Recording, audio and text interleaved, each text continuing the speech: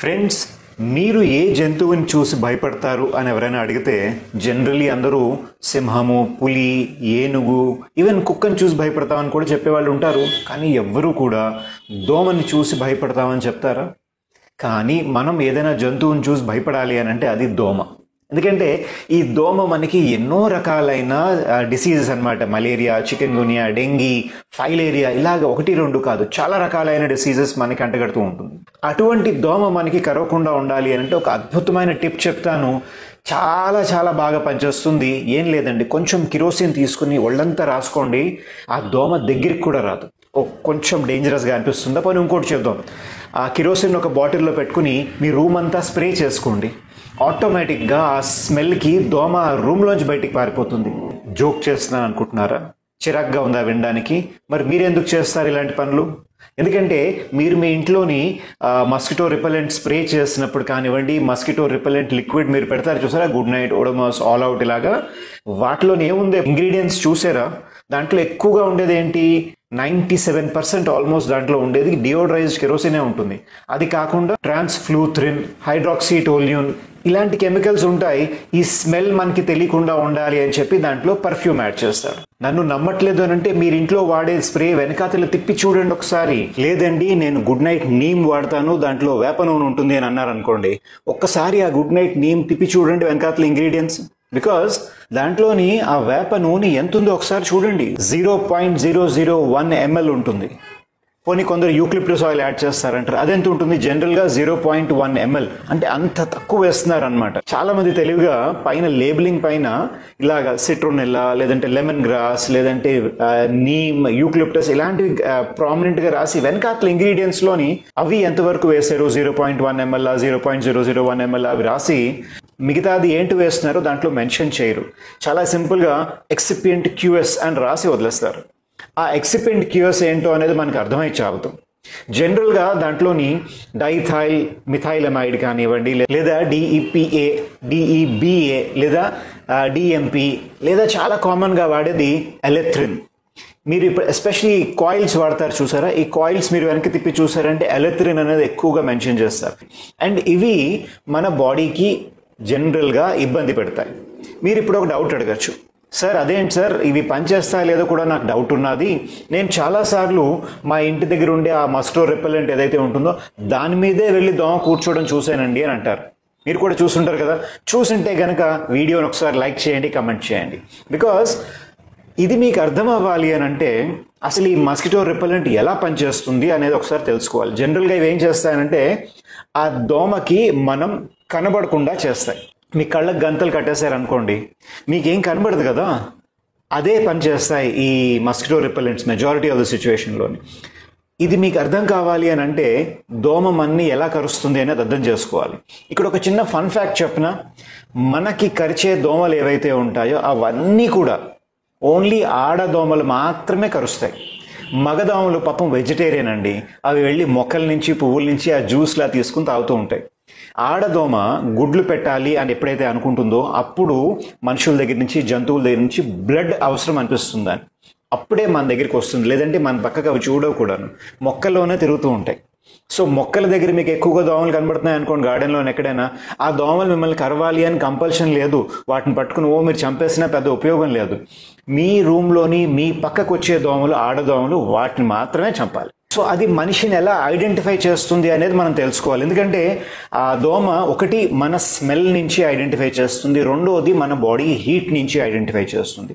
So మీరు ఒక dark colour shirt కానీ డార్క్ కలర్ బట్టలు వేసుకున్నారనుకోండి, అది మన బాడీ హీట్ని కొంచెం పెంచుతుంది కదా, అప్పుడు దోమలు మీ పక్కకి ఎక్కువగా అట్రాక్ట్ అవుతాయి. లైట్ కలర్ బట్టలు వేసుకున్నారనుకోండి, మీ బాడీ కాస్త టెంపరేచర్ తక్కువగా ఉంటుంది, మీ పక్కకి దోమలు తక్కువగా వస్తాయి. ఎవరైతే షాలో బ్రీతింగ్ చేస్తారు అంటే డీప్ బ్రీతింగ్ చేసుకోరు అనమాట, వాళ్ళు ఎక్కువ సార్లు బ్రీతింగ్ చేస్తూ ఉంటారు. అలాంటి వాళ్ళు ఎక్కువ కార్బన్ డైఆక్సైడ్ వదలడం, బాడీ టెంపరేచర్ ఎక్కువగా ఉండడం, ఎక్కువ యాక్టివిటీ అవుతూ ఉంటుంది కదా, వాళ్ళ బాడీ టెంపరేచర్ ఎక్కువ ఉంటుంది, వాళ్ళ దగ్గరికి దోమలు ఎక్కువగా వస్తూ ఉంటాయి. డీప్ బ్రీతింగ్ చేసే అలవాటు ఎవరికైతే ఉందో వాళ్ళ దగ్గరికి దోమలు తక్కువగా వెళ్తూ ఉంటాయి. అంతేకాదండి, స్వెట్ ఎవరికైతే ఎక్కువగా వస్తుంది, ఎందుకంటే మన స్వెట్లోని ఒకటి లాక్టిక్ యాసిడ్ ఎక్కువగా ఉంటుంది, ఇంకోటి ప్రొపినోల్ అని కొన్ని కెమికల్స్ ఉంటాయి. ఇవి ఆ దోమలు స్మెల్ ద్వారా కనుక్కుని అటుపక్కకి ఎక్కువగా అట్రాక్ట్ అవుతుంటాయి. సో ఎవరికైతే ఎక్కువ స్వెట్ వస్తుందో వాళ్ళకి దోమలు ఎక్కువగా వాళ్ళ పక్కకు వస్తూ ఉంటాయి. సో ఈ కెమికల్స్ ఏం చేస్తాయి, ఇప్పుడు మళ్ళీ మస్కిటో రిపెలెంట్ దగ్గరికి వద్దాం. ఈ మస్కిటో రిపెలెంట్ ఏం చేస్తుంది అని అంటే ఆ దోమకి మీరు కనబడకుండా చేస్తుంది అనమాట. ఆ స్మెల్ తెలియకుండా చేస్తాయి. స్మెల్ తెలియనప్పుడు ఏంటవుతుంది, అవి మిమ్మల్ని కరిచే ఛాన్సెస్ తక్కువ ఉంటాయి తప్ప జీరో కావు, చచ్చిపోవు. చాలా ఇప్పుడు మనం ఇందాక చెప్పుకునే కెమికల్స్ ఏవైతే ఉన్నాయో, డిఎంపి కానివ్వండి, ఎలెథ్రిన్ కానివ్వండి, ఫ్లూరిథ్రిన్ ఏవైతే ఉన్నాయో, ఇవి టెంపరీగా ఆ మస్కిటోని పెరాలిసిస్కి గురి చేస్తాయి. ఆ పెరాలిసిస్ ఈవెన్ మనం కిరోసిన్ వాడతాం, అది ఆ దోమ యొక్క నర్వస్ సిస్టమ్ని బ్లాక్ చేస్తుంది. సో మీరు ఎక్కడున్నారు అనేది స్మెల్ ద్వారా పసిగట్టలేదు. కానీ ఇప్పుడు మీ కళ్ళ గంతలు కట్టేవని చెప్పేసి మీరు ఈ రూమ్లోని ఒక దగ్గర నుంచి ఇంకో దగ్గరికి మీరు వెళ్ళలేరా ఏంటి? అలా మెల్లిగా తడువుకుంటూ గోడ ఎక్కడైనా అలా పట్టుకుని మెల్లిగా దగ్గరికి నుంచి మీరు బాత్రూమ్కి వెళ్ళాలన్నా, మీరు ఎక్కడైనా కుర్చీలో వెళ్ళి కూర్చోవాలన్నా చేయగలుగుతారు కదా.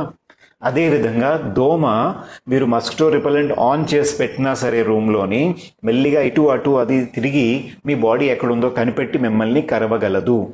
అందుకే ఆ మస్కిటో రిపెలెంట్ మెషిన్ పైనే కూర్చుంటాయి చాలాసార్లు దోమలు కూడాను. ఆ కాయిల్ పైన కూడా దోమలు కూర్చుని మీకు కనబడుతూ ఉంటాయి. ఇంకొకటి కూడా మీరు అబ్జర్వ్ చేసి ఉండొచ్చు, మీరు ఆ కాయిల్ కానివ్వండి స్ప్రే కొట్టిన తర్వాత దోమలు కింద పడిపోతాయి. 1 గంట 2 గంటల తర్వాత వాటిని మీరు చంపలేదనుకోండి, మళ్ళీ అవి లేచి ఎగిరిపోతాయి కూడా. ఎందుకంటే ఈ కెమికల్స్ వల్ల వచ్చిన పెరాలసిస్ అనేది జనరలీ టెంపరీగా ఉంటుంది కాబట్టి. సో ప్రాబ్లం ఏంటండి, మనం అది వాడేయచ్చు కదా అని అనొచ్చు మీరు. ప్రాబ్లం ఏంటి అని అంటే, మనం ఈ గుడ్ నైట్ రిపెలెంట్స్ కానివ్వండి, ఓడోమస్ కానివ్వండి, ఇవన్నీ మనం కొంచెం వేరేగా వాడుతూ ఉంటాం. వాళ్ళ కంపెనీ వాళ్ళు మెన్షన్ చేసినట్టు కూడా మనం వాడం. వాళ్ళు ఏమంటారు అంటే తలుపులన్నీ క్లోజ్ చేసుకుని వాడకూడదు అని అంటారు. స్టార్టింగ్లోని ఒక అరగంట సేపు క్లోజ్ చేయండి, దాని తర్వాత డోర్స్ విండోస్ ఓపెన్ చేయండి అని అంటారు. కానీ నిజం చెప్పండి, మీరైనా నేనైనా మనం వాడుతున్నప్పుడు ఎలా వాడతాం? జనరల్గా సాయంకాలం అవగానే తలుపులు కిటికీలు అన్నీ మూసేసుకుని గుడ్ నైట్ని వాటిని ఆన్ చేస్తారు, కాయిల్ అది వెలిగిస్తారు. అలాగే రాత్రి మళ్ళీ పొద్దున్న అయ్యేంత వరకు ఆ రూమ్ తలుపులు అవి తీయకుండా ఉంటాం. సో దోమ ఎంత ఎక్స్పోజ్ అవుతుందో దానికంటే చాలా ఎక్కువగా మనం ఎక్స్పోజ్ అవుతాం. ఎస్పెషలీ చిన్నపిల్లలకి ఇది ఎక్కువ ప్రాబ్లమాటిక్గా ఉంటుంది. ఎలర్జీస్ వస్తాయి, లంగ్స్కి, స్కిన్ పైన చాలా రకాలైన రియాక్షన్స్ వస్తూ ఉంటాయి. సో ఏం చేయాలండి, దోమలతో కరిపించుకోమంటారా? Definitely not. హెల్దీ ఆప్షన్స్ ఉన్నాయి, కొన్ని కంపెనీస్ కూడా వస్తున్నాయి. ఫర్ ఎగ్జాంపుల్ ఇప్పుడు ఈ Good Knight day fabric roll on ఉన్నది, దాని ఇంగ్రీడియంట్స్ మీరు చూసారనుకోండి, దాంట్లో క్లియర్గా రాస్తాడు 25% యూక్లిప్టస్ ఆయిల్, 25% సిట్రోనెల్లా, మిగతా 50% ఏంటో మనకు తెలియదు. మళ్ళీ అక్కడ కూడా ఎక్సిపియంట్ క్యూఎస్ అని రాశాడు. బట్ అట్లీస్ట్ 50% ఎసెన్షియల్ ఆయిల్సే ఉన్నాయి కదా, అవి మిగతా వాటికంటే కాస్త బెటర్ ఏమో. బట్ ఇక్కడ ఒక విషయం గుర్తుపెట్టుకోండి, వీళ్ళు వాడే essential oils first of all natural essential oils కావు. ఈవెన్ న్యాచురల్ అయినా కెమికల్ అయినా సరే, ఏ ఎసెన్షియల్ ఆయిల్కి అయినా సరే, ఈ సిట్రనెల్లా, యూక్లిప్టస్ లేదా ఈ వీట్ గ్రాస్, నీమ్, వీటన్నిటికీ ఒక ప్రాబ్లం ఏంటి అని అంటే ఎవాపరేట్ చాలా ఫాస్ట్గా అయిపోతాయి. 1/2 hour to 45 minutesలోని మోర్ దెన్ 60-70% ఎవాపరేట్ అయిపోతుంది. గంటన్నర అయిన తర్వాత మీరు రాసిన రోల్ ఆన్ స్పాట్ దగ్గర పర్ఫ్యూమ్ మిగిలిపోతుందేమో, కానీ ఆ ఎసెన్షియల్ ఆయిల్ యొక్క మస్కిటో రిపెలెంట్ ఎఫెక్ట్ అనేది ఆల్మోస్ట్ జీరో అయిపోతుంది. సో దాన్ని మీరు ఫ్రీక్వెంట్గా అప్లై చేస్తూ ఉండవలసిన అవసరం ఉంటుంది. అండ్ ఇవి కూడా కెమికల్సే కాబట్టి చాలా మందికి దీనివల్ల కూడా ఎలర్జీస్ డెవలప్ అవుతుంది, హెడేక్ లాంటివి వస్తూ ఉంటాయి. సో బెస్ట్ ఆప్షన్ ఏంటి అని అంటే స్వచ్ఛ భారత్. నిజం చెప్తున్నా, మీ ఇంట్లో దోమలు పెరగకుండా ఉండాలి అని అంటే మీ ఇల్లుని క్లీన్గా ఉంచుకోండి, మీ సరౌండింగ్ ఏరియాస్ని కూడా క్లీన్గా ఉంచండి. మళ్ళీ ఇందాక మనం చెప్పుకున్న ఆడదా ముందు చూసారా, మనల్ని కరిచిన తర్వాత అప్పుడు వెళ్ళి గుడ్లు పెడుతుందండి. గుడ్లు ఎక్కడ పెడుతుంది? ఎక్కడైనా నీళ్లు చిన్నగా నిల్వ ఉండిపోతే చూసారా, కొబ్బరి చెప్పులు, మనీ ప్లాంట్ పాట్స్లోని, మీరు బాల్కనీలో పెట్టిన ఏదైనా చిన్న బకెట్ కానీ క్యాప్లో కానివ్వండి, కులికాలలో కానివ్వండి, ఎక్కడైతే వాటర్ స్టాగ్నెంట్గా ఉంటుందో అక్కడ మనకి ఎప్పుడైనా ఇబ్బంది అండి. వీటి లోపల వాటర్ కొంచెం అక్యూములేట్ అయిపోతుంది చూసారా, ఆ వాటర్లో వెళ్ళి దోమలు గుడ్డు పెడుతుంది. అవి పెద్ద అయిన తర్వాత దోమలు బయటికి మళ్ళీ సైకిల్ కంటిన్యూ అయిపోతూ ఉంటుంది. అలా ఉండకుండా మీరు మీ ఏరియాని క్లీన్గా ఉంచుకున్నారనుకోండి, బై డిఫాల్ట్ మిమ్మల్ని కరిచినా సరే నెక్స్ట్ జనరేషన్ అనేది మస్కిటోస్కి బాగా తగ్గిపోతుంది, మీరు సేఫ్గా ఉంటారు. రెండవది బెస్ట్ ఆప్షన్ అనేది మస్కిటో నెట్స్.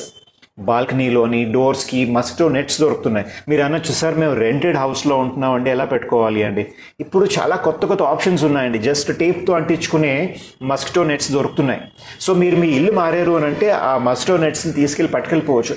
అంత ఎక్స్పెన్సివ్గా కూడా లేవు. దోమలు మనకి కరిచి వచ్చి హాస్పిటల్లో అడ్మిట్ అయ్యి కంప్లైంట్స్ భరించే కంట, ఈ ఆల్అవుట్ వాటిని ప్రతి నెల ప్రతి వారం మార్చుతూ ఉండేదానికంట ఈ మస్కిటో నెట్స్ మీద ఒక్కసారి ఇన్వెస్ట్ చేయడం అనేది రియలీ సేఫ్. లేదు ఇంట్లో పడుకుంటున్నారు అంటే మస్కిటో నెట్స్ వస్తున్నాయి చూసారా, వాటిలో పడుకోవడం, లేదా ఈ మస్కిటో బ్యాట్స్ కూడా చాలా ఎఫెక్టివ్గా ఉంటుందండి. రోజు సాయంకాలం శుభ్రంగా ఒకసారి బ్యాట్తోని ఇల్లంతా క్లీన్ చేయడం. అండ్ వీటితో పాటు మీ బాడీని కొంచెం కూల్గా ఉండేటట్టు లాట్స్ ఆఫ్ వాటర్ తీసుకోవాలి. రెండోది, లూజ్గా ఉండే బట్టలు వేసుకోండి, లైట్ కలర్ బట్టలు వేసుకోండి, అండ్ డీప్ బ్రీదింగ్ అనేది అలవాటు చేసుకోండి. ఈ టాపిక్ పైన మీకు ఇంకేమైనా డౌట్స్ ఉన్నాయనుకోండి, కింద కమెంట్ సెక్షన్లో పెట్టండి. నాకు వీలైనప్పుడు గ్యారంటీగా ఆన్సర్ చేయడానికి ట్రై చేస్తాను. నా పేరు డాక్టర్ సురేష్ సోమయాజుల. సర్వే జన సుఖినో భవంతు.